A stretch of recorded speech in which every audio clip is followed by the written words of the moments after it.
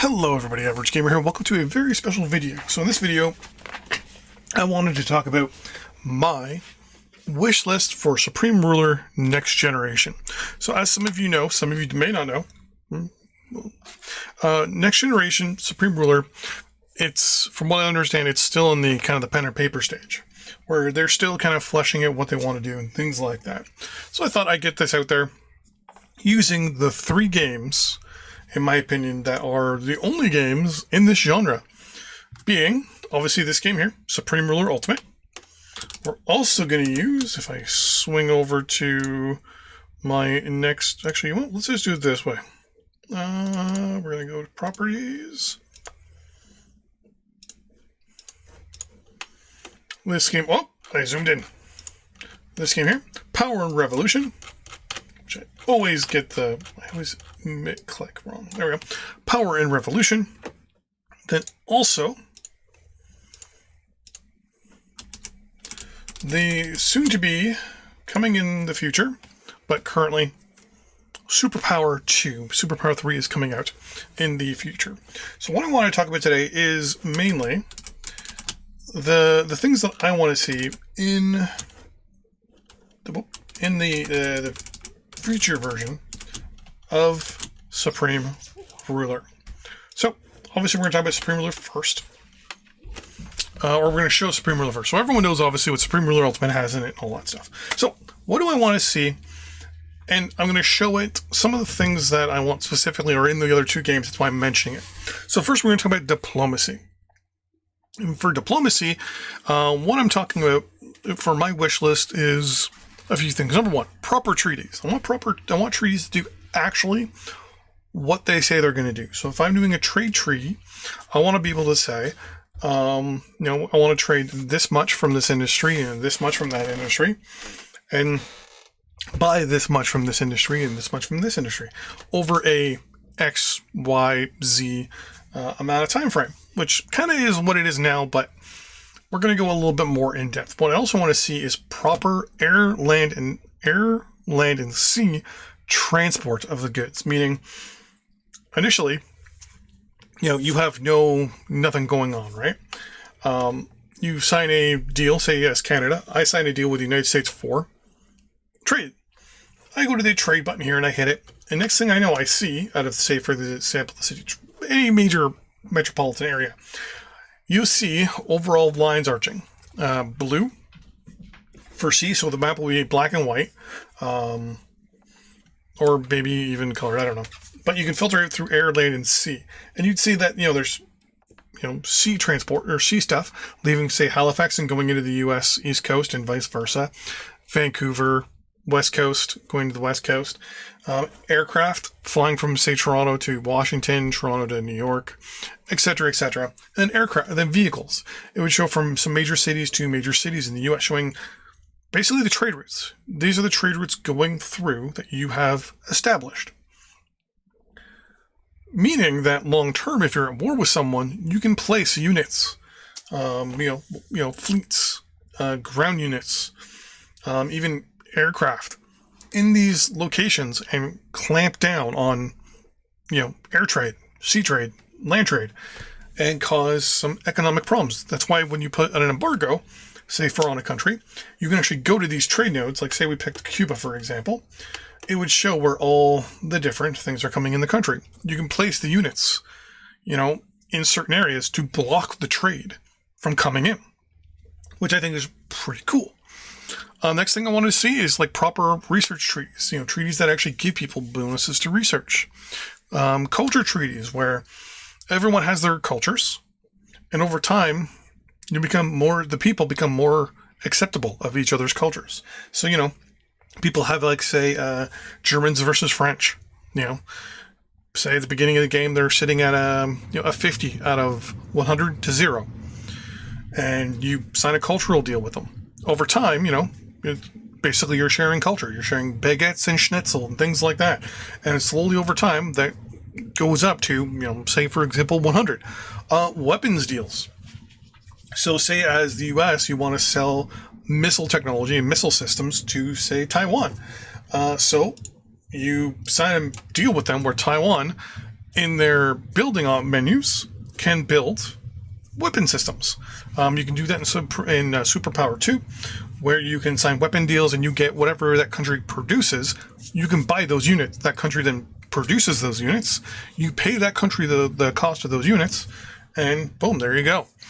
I already mentioned trade. I want to be able to also diplo annex territories. So basically get a really good relationship with a nation, offer it, protectorship, to be a vassal, what have you, and then over time, diplo annex it. I also want to be able to put claims in other countries. So for example, as China, I want to be able to claim Taiwan and be like, Taiwan's technically a member of my nation. And then have, on top of that, little flashpoints, little hotspots that occur where you can actually then, once you've claimed a territory, you can move troops in.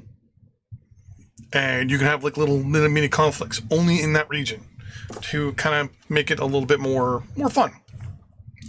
I want to feel the proper increase and decrease in tensions between two countries.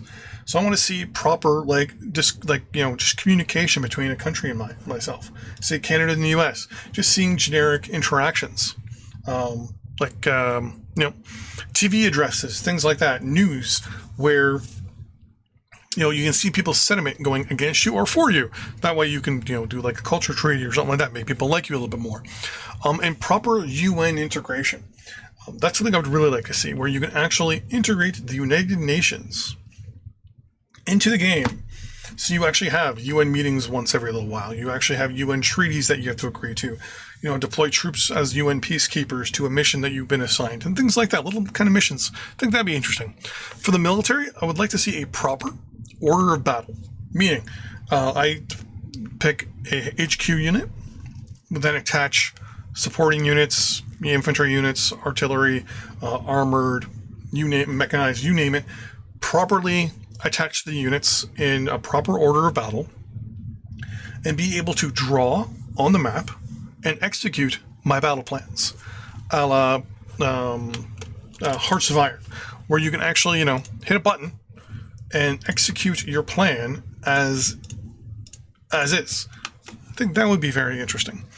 I'd also like to be able to have peace deals like Hearts of Iron, where, you integrate different chunks of a different nation. Like as Canada and the US, we go to war. I want the entire eastern coast of the United States. Boom. There you go. But have it so that as you take pieces of a country, you get kind of like how you have an EU4, for example. The bad boy points. Trying to remember what it's called. But basically, countries become more and more hostile to you the more territory you take in a peace deal. So that makes you basically slows down the player a little bit. I think that'd be interesting. Proper R&D. So what I mean by R&D, and I'm actually going to go into Superpower 2 now. There we go, Superpower 2. There we go. So, for example, in Superpower 2, you can actually design... I'm trying to remember. We're going to go with the new design. You actually can design your own unit here. So what we're going to do is we're going to design a tank. I call it, the Leo 4. I'm trying to remember how to zoom in and out. But here is our research, right? So this is all the different research we have for it right now. We can pick our different chassis. The chassis changes. I think that's really cool. Hull types. And I love that. I love the ability to be able to design my own units. I think that's very good and very fun.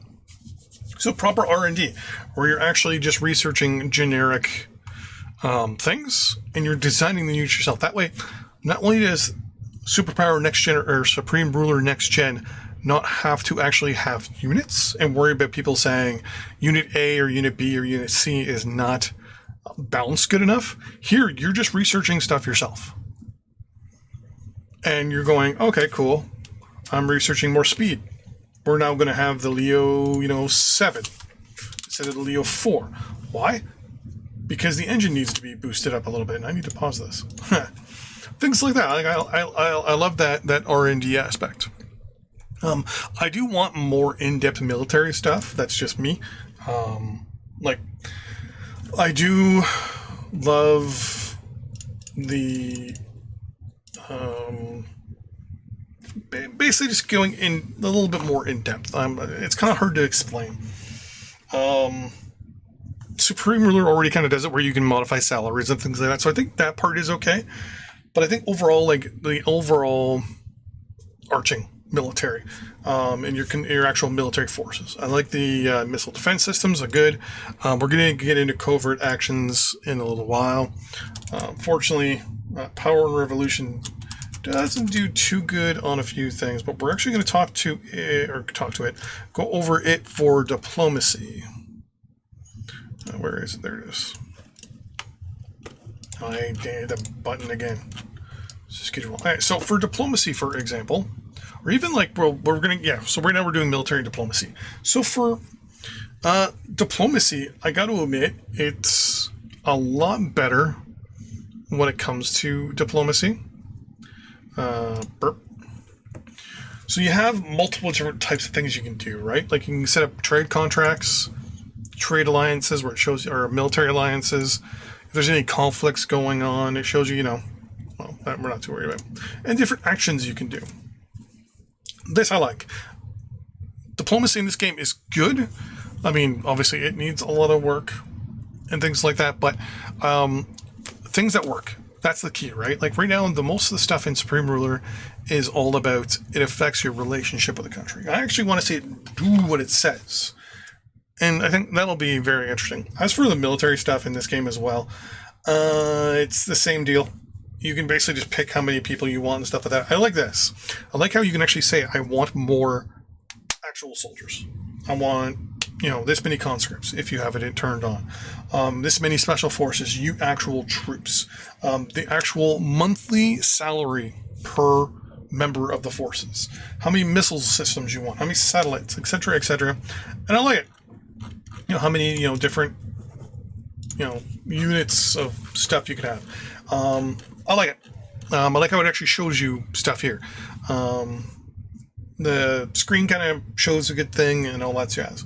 And when you order units here, the civilians build them. That's key there. Civilians build them. But we'll get into that. So trade. I want to see real effects and real trade routes, as I've mentioned before. I think that would be very, very interesting. Trade wars. Have actual trade wars going on. I want to see countries kind of go at each other's throats over trade. Like I mentioned before, embargoes. I want to be able to have actual proper embargoes where you can embargo someone else's country or issue an embargo through the UN and be like, hey, I'm now sending my Navy down to Cuba and no one is going to be allowed to deal with Cuba until my demands are met, which I think would be awesome. One thing actually, so with the economy in Supreme Ruler, there's, in my opinion, it's a little laxed. Or not lax, but it's kind of limited, right? You have basically, when it comes to you control your own personal finances. Wow, 42% inflation, holy crap. But basically, it's all based around your resources and your researches and basically your taxes. And that's it. I want to see way more in depth when it comes to this. When I talk about that, I'm talking about being able to invest in different actual, not even resources, but actual branches within the game, and which I'll get into. If you don't control them directly, all you can do is throw money at the field, and it's up to that field basically how they spend the money and how it impacts that group. I want to see more options on taxes. Right now, you can just raise and lower taxes.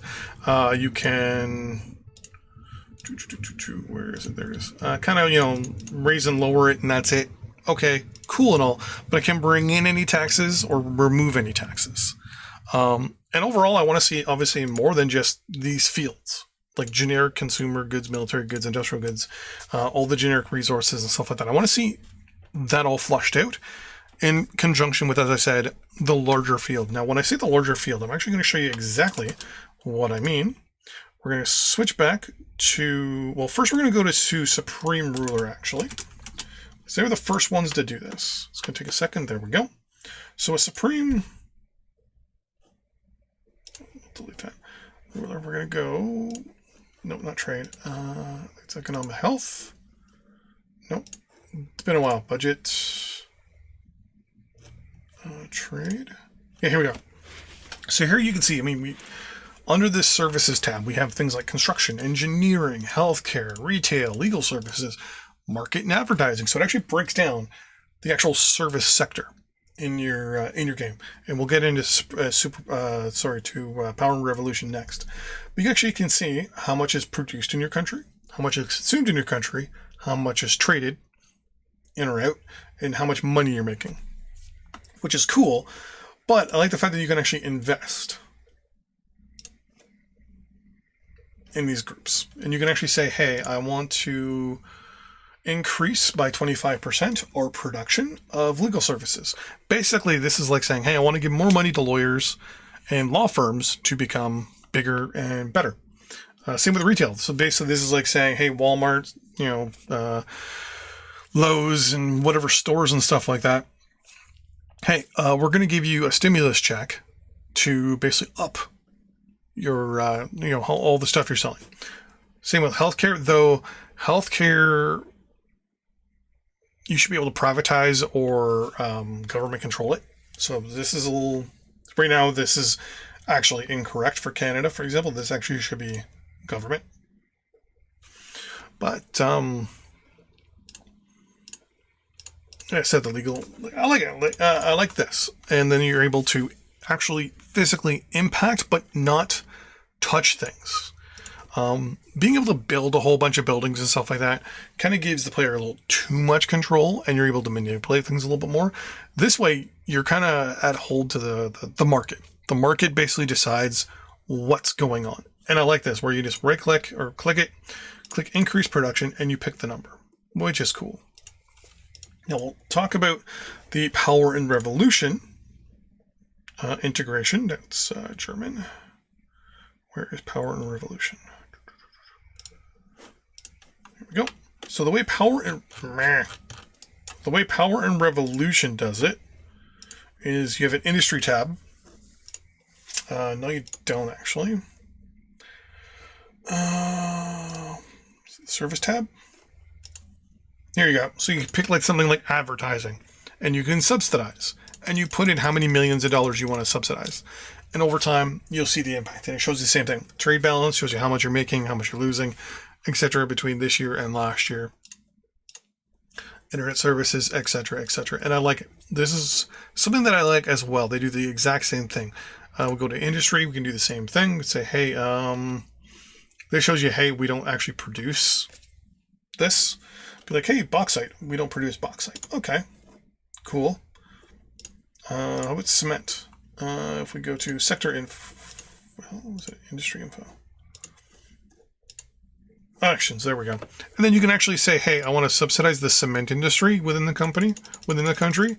And that impacts, obviously, the construction field where, you're able to produce things at maybe a faster rate. You get a little bit of a bonus. You're able to, get to build things a little cheaper because you're subsidizing the concrete industry. I really like that. I like how that's really nice. Complex, yet not so complex. Civilian stuff. Next thing I want to talk about is civilian stuff. So we're going to go to Supreme Ultimate again. Here we go. And I want to talk about civilian stuff. So I want to see, like I've said earlier, land, air, and sea civilian units moving around the map. That way, if a country wants to do something about it, it can do something about it. Wink, wink, nudge, nudge. I want to be able to see where people are going, what they're doing, where they're traveling. So that way, you can see, hey, not many people are actually traveling to, say, Nova Scotia. Well, what if we invested in the Nova Scotia, tourism industry? There you go, right? I want to see things like that. Have refugees and refugee camps. Now, Power Revolution does this. If you go to war with a country, and you actually do an airstrike on a town or a city that an enemy unit is in, there is a chance that civilians, a certain population of that city, will actually withdraw from the city and head in a random direction. Which is cool, right? You can then build a refugee camp, or they will randomly build one themselves after they go a certain distance away from the town. that they classify as safe. Theoretically, you can attack it. It is a unit. But I would like to see something like that and have it slow down troops as you try to run down a road or a rail line or whatever, because there's a whole bunch of refugees going one way and the army's trying to go the other way, and it has to go through these refugees. I want to see TV addresses where you can actually impact how the country and the people think about you, feel about you, and other countries feel about you and think about you as a leader of the country, and as a country in general. I want to have the press, interactions with the press, so that, that will impact your election stuff, whether it's within your own party as well, or in the nation as a whole. I think that'd be interesting if you want to do like a more role-playing thing where you're also worrying about yourself as well. And I want to have different groups within your country that are impacted by things. So we're going to actually, funny enough, go back to Power and Revolution. Once I Alt-Tab to it. I did it again.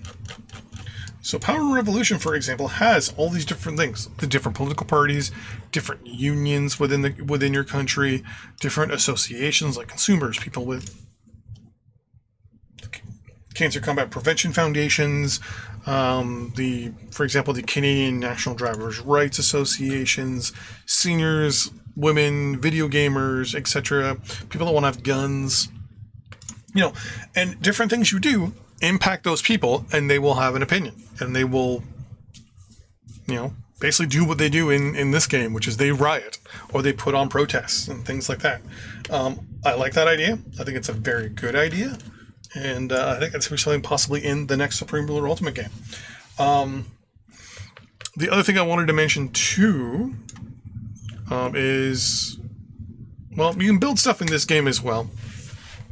I mean, the government builds stuff here and there, like power facilities and stuff like that. So that's a given. But I wanted to mention specifically things like taxes. This game does taxes very, very good. So it breaks down all your taxes for you up front. This is what the taxes are. This is where they are. This is where they sit. Blah, blah, blah, blah, blah. But you can also create your own taxes. It has a large list of different taxes. This needs to be in the next version of the game. This needs to basically, give us more access to stuff other than just clicking a plus button or a minus button. Different legislation for taxes. Legislation is a big thing. I would love to be able to sit there and, tweak things with laws to make the game a lot better. I think that would be very interesting. And last but not least, special forces. So for me, Superpower 2 does a very good thing when it comes to special forces. Oh, I have the wrong game selected. Here we go. We do not want to apply any of that. So for special forces, you can actually tell them, hey, go to a different country first. So I'm going to do is say, hey, stay in Canada. Here you're going to be active. And we're going to send you on a new mission. We're going to say, hey, we want you to do terrorism in this country. Do an assassination, sabotage, or espionage. And then frame someone else. So why can I do a false flag operation here in Canada and be like, hey, so this group of special forces is going to go to some random location in the country and blow something up and blame the United States. This happens behind the scenes, so you actually don't see the units rolling around, but I would like to see something like this brought in. So you can do proper covert action. In addition, I would like to see investigations where, so we have an explosion, someone blows up a hydro dam in Niagara Falls. And it's like, hey, the U.S. just blew up a hydro dam in Niagara Falls. What are you going to do about it? You can say, well, hold on, let me address the nation. Let me address the Americans. And then let's also do an investigation to find out if it actually truly was. And then depending on different factors like how much money you're spending on, your own special forces or your own, investigation group, like policing or what have you, you'll find out that, hey, wait a minute, this was a false flag operation. This was actually done by our own government. And then have people rise up and be like, what the hell? think that would be very interesting to be in the game. So that's enough for me for today. Enough with my rambling and all that jazz. I'd like to say thank you very much for watching this video. And let's go back to Supreme Ruler here. Yeah, and I'd just like to say thank you once again. Don't forget to do the usual like and subscribe and comment and all that jazz. If you comment and like, that helps me a lot. You would not believe now that basically people commenting and liking are the lifeblood of this channel at this point to make things popular and so other people see it. But anyways, thanks for watching. I'll see you next time. Bye-bye.